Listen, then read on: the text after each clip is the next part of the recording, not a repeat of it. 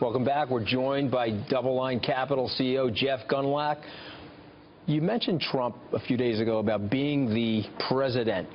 Yeah, I did. And you said that there would be a global growth scare.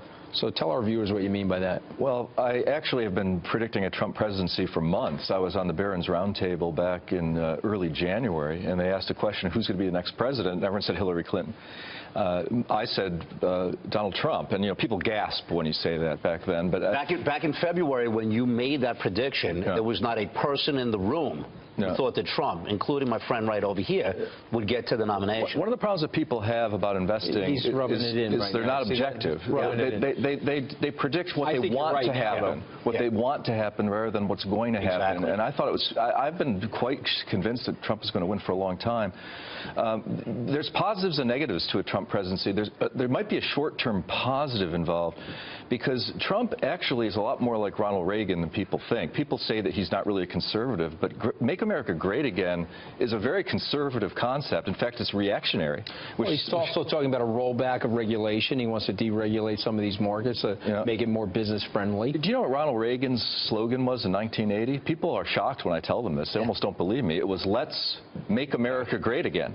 I saw that. And Reagan was a debt-based economic scheme, that's the most important thing. And I think Trump will have a debt-based economic scheme. Because you talked about his comfort level as a business person. He's very comfortable with debt. Let's face it. He's built a lot of empires based upon debt. Could we handle another $10 trillion of debt? No, but like many things that are long-term unhealthy, in the short term it may appear to work. I mean, if you really do a large infrastructure build-out on debt, or you really do build walls and the like on debt, for the short term it may look positive. So I'm a little bit challenged whether it's going to be net positive or negative, because the positives in the short term, again, long term, another $10 trillion in debt is a disaster. But while it's happening, it may have the illusion of success. But global trade may suffer. When I said global growth scare, it was more on the trade side, because Donald does say we're going to take jobs from Mexico, we're going to take jobs back from China. Well, what does that mean for China and Mexico? We played the clip of Kyle Bass saying he's worried about China.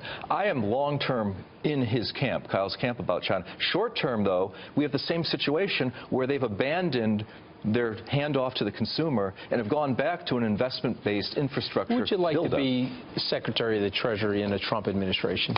Oh, I don't really know. I'm very apolitical, actually. I don't really support candidates or have ideas. People are asking me, what should policymakers do? What should people do? And I say, that's not my job.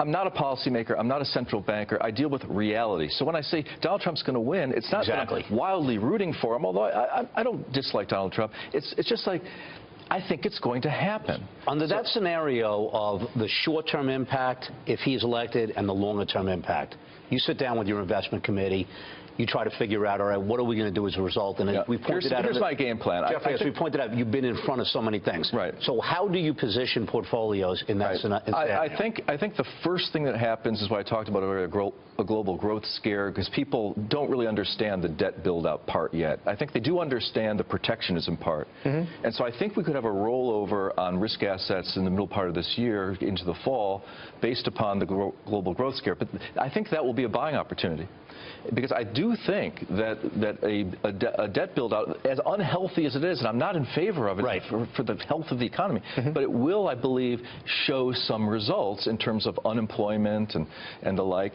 So I think that you have to play it first as a fade and then as a buying opportunity. What about tax and regulatory reform? Under a Republican administration, assuming that he can keep the House and Senate, you get some of that stuff done. Isn't that positive for GDP? Yeah, I think it is. Yeah, I think it is. So I'm not really sure what's going to happen to the Congress and to the Senate. My guess is if Trump wins, which I think, that he'll probably have coattails. I mean, people somehow think that Trump is different from other politicians. He's not. He's just another person running for office. And people say, oh, this season is so ugly. There's all this ugliness. I showed a slide yesterday at the Sohn conference where Barry Goldwater was running against Lyndon Johnson, and Barry Goldwater's slogan was, "In your heart, you know he's right." And Lyndon Johnson came out with a button that said, "In your guts, you know he's nuts." Now, that's not a lot of civility either. So there hasn't been civility since the founding of the Republic, so I think people have to get over that. Yes. And, you know, my guess is when he wins the presidency, he'll assemble the right people. I think so. Look, that's why I'm asking about some of the cabinet positions. Clearly talented guy. He's clear. When Ronald Reagan was running in 1980, a lot of people thought that he was a joke, he was a stupid person, he was a B actor. How can we possibly elect this guy? I don't think anyone thinks Trump is dumb.